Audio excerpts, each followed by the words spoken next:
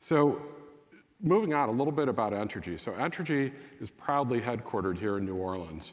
And our 12,000 employees power life for more than 3 million customers across 4 states.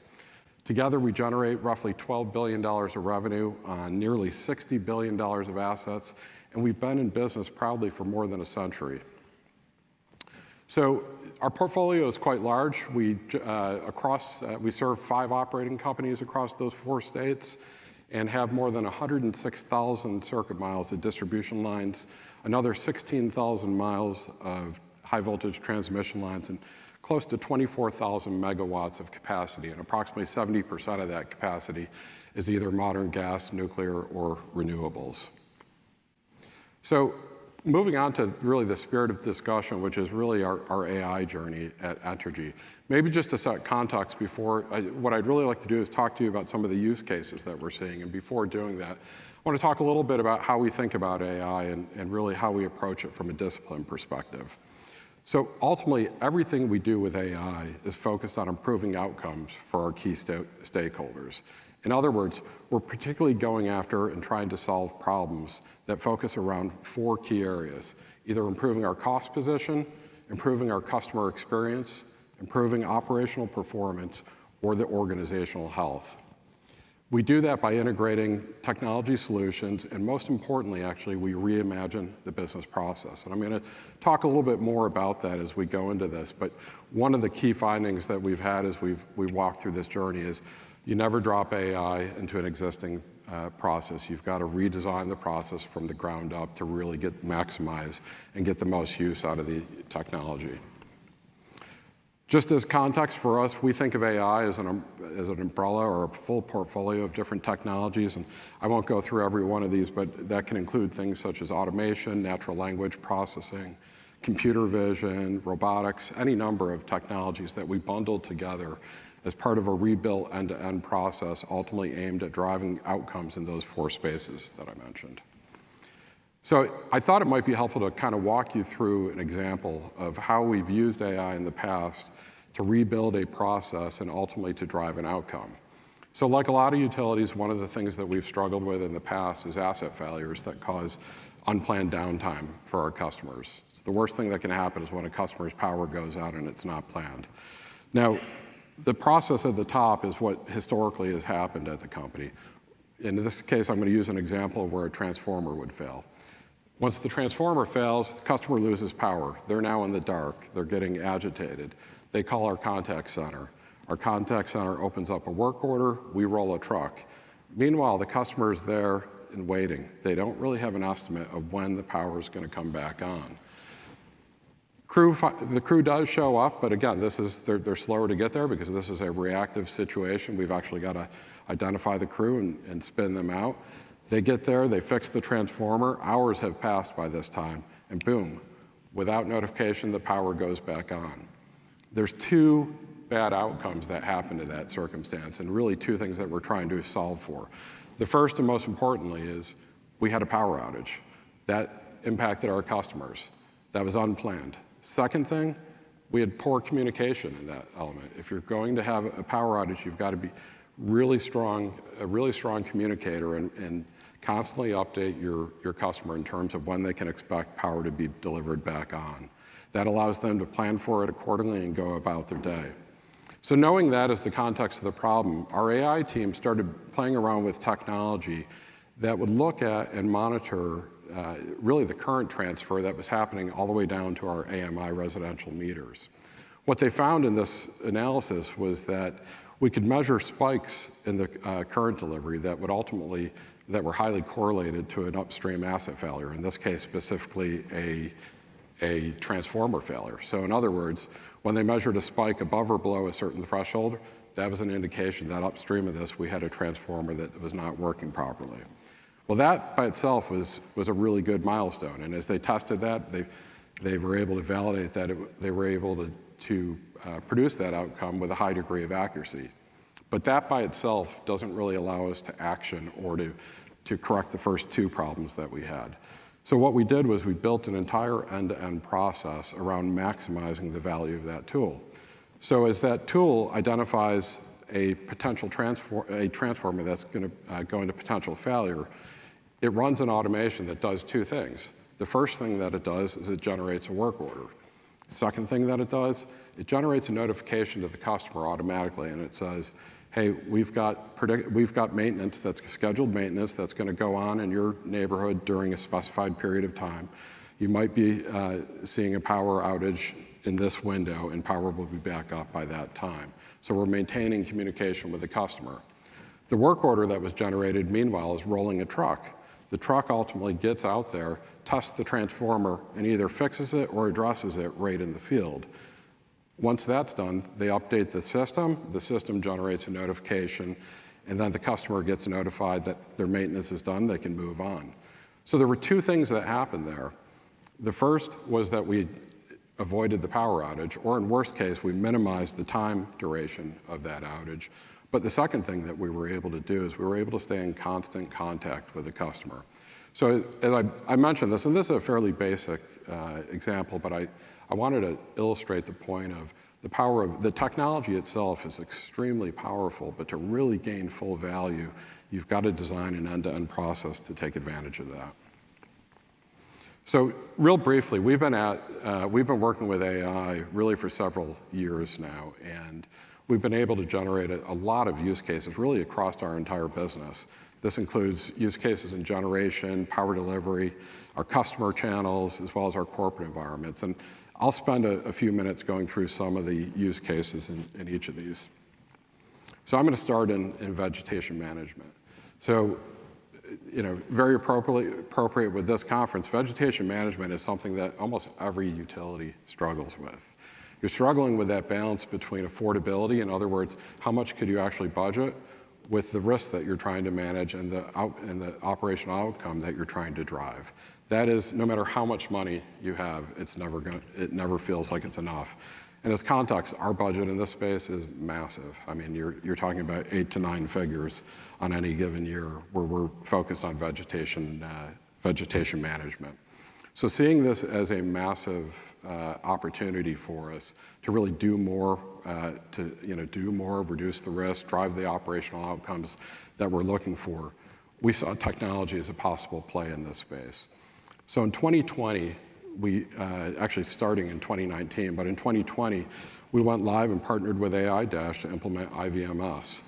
And that was a very substantial move for us. It was a big, bold bet on satellite-powered AI technology that ultimately allowed us to be much more intelligent with how we're managing veg. That had an immediate impact. So very next year, in a trend that's continued since that time, we've had our lowest vegetation CIs in our history. And that, as I mentioned, is a trend that's continued. Now, while we implemented, and this goes back to the process point that I was mentioning before, it is always our practice to redo the business process around the technology. And in this case, we took the time to digitize and automate planning and work execution processes. Now, that ended up in itself paying big dividends for us. In 2023, this entire service territory was really hit by a very severe drought, and it created exceptional fire risks that we had to deal with across our service territory. Because we had digitized the work processes, we were actually pretty well organized. In other words, we had our entire teams, roughly 300 to 350 people, all using the same platform to plan, prioritize, and execute the work. And what we were able to do from that is we were very quickly able to go out and identify and mitigate more than 20,000 high-risk trees before they became an issue. So one of the things about AI that really excites me, and I'll show it here, but it's going to be a reoccurring theme that you're going to see everywhere, is it is really, it's really exciting to be able to start on a very focused problem, but then be able to leverage that and grow that circle of problem that you're going afterwards. In other words, using the same models and the same technology to really go after multiple use cases to grow the value proposition off of the same dollars investments. Now, this has also been the case with our investment and partnership with AiDASH. One of the examples of this is actually using the IVMS platform to secure bid packets. And what I mean by that ultimately is if you think about when you're putting bid work out to the street, bid packets, we're able to extract data from IVMS and really put context and more detailed around what the scope and the condition of the work that our vendors are bidding on. What this does is it actually allows them to be much more competitive in their bidding, they're not building in a lot of buffer because they understand, they've got a better sense for what the condition that they're going to be working in. And ultimately that helps us drive a much more efficient bid process and drop costs down. Looking ahead, we see a lot of different opportunities to leverage the platform. One of the most immediate things we're going to be doing is moving this to our transmission. So in addition to the 100,000 plus miles of distribution lines we have covered, this will add another 16,000 across our high voltage transmission lines. So outside of edge management, one of the other areas we've been really spending a lot of time is asset inspections. And the process I walked you through earlier is one example of that. That was a transformer prediction failure tool. That same model can be leveraged and applied across really any asset. And that's one of the exciting things that I mentioned about scaling AI investments. But one of the spaces that really has me more excited about what we're doing in the space is on the right side of the chart. And this is the work that we're doing around computer vision models and using those to detect granular issues and with our asset equipment. So what you're looking at there, and it may be hard to see from where you're sitting, but you're looking at an insulator. And there's a red box around that insulator. And essentially what that is that's our AI model being able to identify that specific asset and say, hey, that's an insulator. Not only is it an insulator, but where exactly its geo-coordinates are. Well, that itself is interesting, but not necessarily particularly useful. If you really look close, the third disk from the bottom, you're going to see another red box circled. What the model's done there is it said not only is that an insulator and tell you exactly where it is, but the third disk from the bottom is broken. Now that's actually useful information. And what you're able to do with this, if you can think about how you could scale and expand this, the vision we have for this is actually mounting cameras on all of our fleet vehicles. So as they're running around our service territory, running their jobs, they're constantly capturing images of all of our assets in the field. Think, insulators, leaning poles, wires, veg issues, transformer issues. And then from that, as they come back, we download that, run that through the model. The model will identify assets that we need to go out and actually get ahead of a problem ahead of time and actually fix that and address that issue. So computer vision models are particularly interesting for us right now. We really see a lot of application and opportunity in the space. One of the other areas we're spending a lot of time in is customer experience, and particularly the channel that we're most focused on is our contact centers. So as context to what we're, to the opportunity. On any given year, our contact centers will handle maybe 4 to 5 million agent-handled calls. Each one of those calls is really driving a customer experience. It can either be a good experience or a bad experience. And particularly, if it's a bad experience, that's something that's going to stay with that customer for a while. So we first leaned into this space by building a customer sentiment tool. And what the tool is actually able to do is to extract from the call and identify whether or not that call, the customer had positive sentiment, negative sentiment, or neutral sentiment. And what we were able to do with that is to flag anything that's a negative sentiment, put that to a shift supervisor who can then look at that and see whether or not that's an opportunity to have focused training and development with a rep, or in a worst case, if the issue is not resolved, they can identify that and proactively go back to the customer. Now that's a pretty basic tool. As we look at what we're really trying to do in that space, staying in the channel of agent assistance, right now we're working on an agent-facing AI assistant. And what that would be able to do is actually analyze the calls in real time. And as it's doing that, be able to provide actionable guidance to the rep. So as you think about how we generally staff contact centers, a lot of it is outsourced and you have high turnover. Well, when you have high turnover, the content knowledge that the rep has, that becomes a big issue in terms of being able to service your customer. Having a tool like that provides actionable guidance ensures a constant customer experience, and that the customer is actually getting what they want. You're able to resolve the call as quickly as possible, and ultimately improve the overall customer experience. Now, in this space, I would say what we're most focused on is on the right-hand side of the chart here, and that's the ultimate space to go in this area is to really have virtual AI handle calls digitally going forward. Now, certainly you could do that in chatbots, and we've got an example of one that we currently do on the left-hand side of the chart, but if you really think about what's the art of possible in this space, you can actually create a much more personal experience for your customers and make it a much more efficient, shorter time call for them, and ultimately resolve their issues with a lot less cost and heavy investment. So that's something that, while we're still working on it, I think that's a space that's going to grow rapidly right now as we get more and more experience with it. Okay, so I saved one of my favorite things for the last use case, and this is storm damage assessment. And I will tell you, this is I'll give you a little context of the problem that we're trying to solve. In our service territory, we deal with a lot of heavy storms. So this year alone, we had 2 major hurricanes. We had Hurricane Beryl that ran through Texas, knocked out for us about 250,000 customers. But in the broader area, there was over 2 million customers out across other utilities. More recently in Louisiana, we had Hurricane Francine. That knocked out over 350,000 customers. Well, as you're responding to a storm, there's a lot of things that have to happen. The first thing you have to do is run a damage assessment. You have to really put eyes on what of your asset is actually broken so that you can prioritize it appropriately, so you know what needs to be fixed and the sequence of fixing it. That does 2 things. It helps you inform your customers more accurately in terms of when they can expect power back on, and it helps you more effectively put your crews to work, especially if you're bringing in crews from outside the company. So that's the challenge we've been struggling with, and historically, most utilities, including Entergy, we struggle in this space. It'll take days to run a storage assessment. During that time, and hurricanes hit in the height of summer, so during that time, your customers are without air conditioning, they're without power. It's a situation that gets exponentially worse day in and day out. So the problem we were trying to solve in that case is, how do we shrink damage assessment from days down to hours? So this is the concept that we're working on. We call it AirDAT, which is air damage assessment.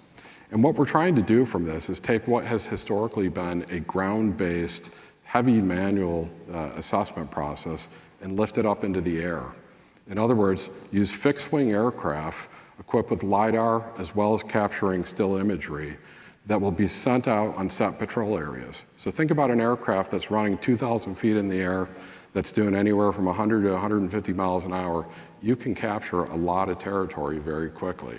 Particularly if you look, if you go a couple miles outside of New Orleans, you'll notice there's a lot of spaces that aren't very easy to get to. There's a lot of swamps, there's a lot of places that just vehicles, particularly after a storm, can't get to. From the air, you can capture that very quickly. And as you employ multiple aircraft at the same time, that gives you an even greater ability to cover the service territory. So we start with the fixed-wing aircraft that's capturing both LiDAR and still imagery. From that, we feed that imagery into a data model. The model, based on AI, will actually take the imagery and identify assets that are down. So think down power lines, vegetation issues, poles, transmission lines. It'll produce damage assessments from that and ultimately deliver a full damage assessment file. Now, the aspiration with this, and as I mentioned, we are still working on this, is that this process, essentially the second the hurricane's out of the territory, you've got a plane in the air, it's capturing that data, it's running through the model in real time.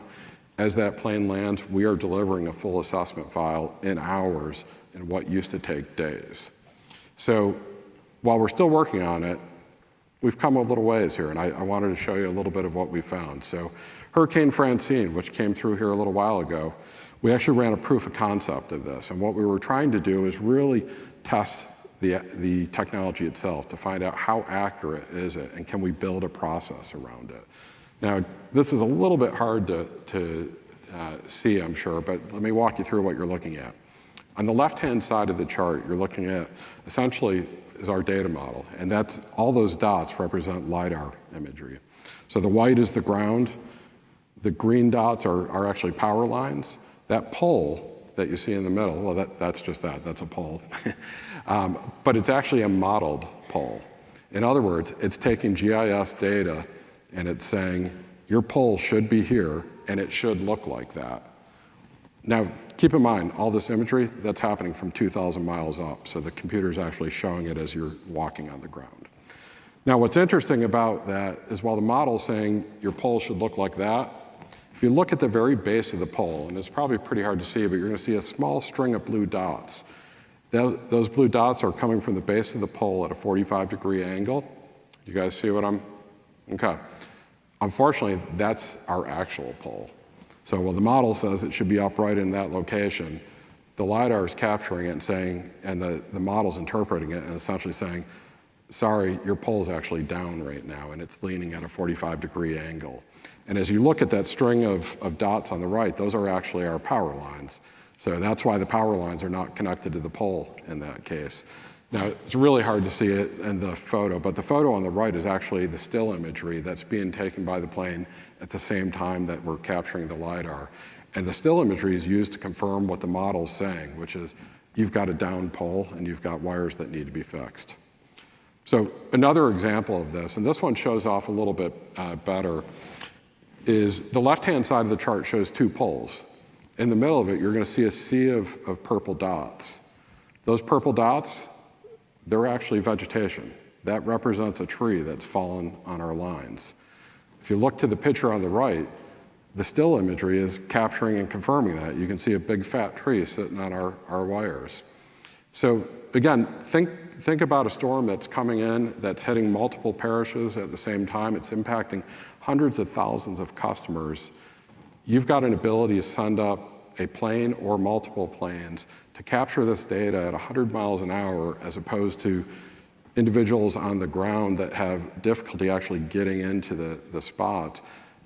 You have the ability to quickly shrink the assessment time and get very actionable data into the hands of our crews so that they can go out, generate work orders that are prioritized, that will help get our power back on quickly.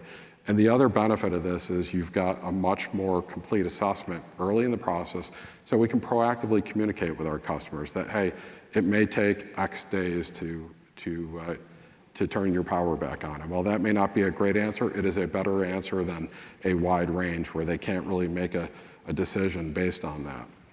So it's still early in the process right now. We have a viable proof of concept. It showed very promising results. Our work in front of us next year is to build an end-to-end process around this where we can actually turn this to drive the outcomes that we're looking for. Our aim right now is to have this in place by next hurricane season. So with that, I'll leave you with a couple of thoughts and comments. The first is, hopefully it's, tough to, I ran through these in pretty quick succession, but hopefully you got a sense that there is real value to be had from AI solutions today.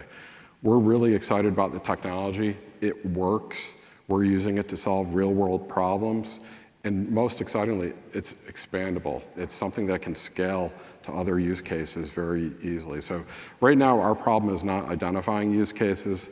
It's really prioritizing use cases. So it's a very exciting time to be in the industry right now, and we're excited about what we have in front of us. So with that, I appreciate the time.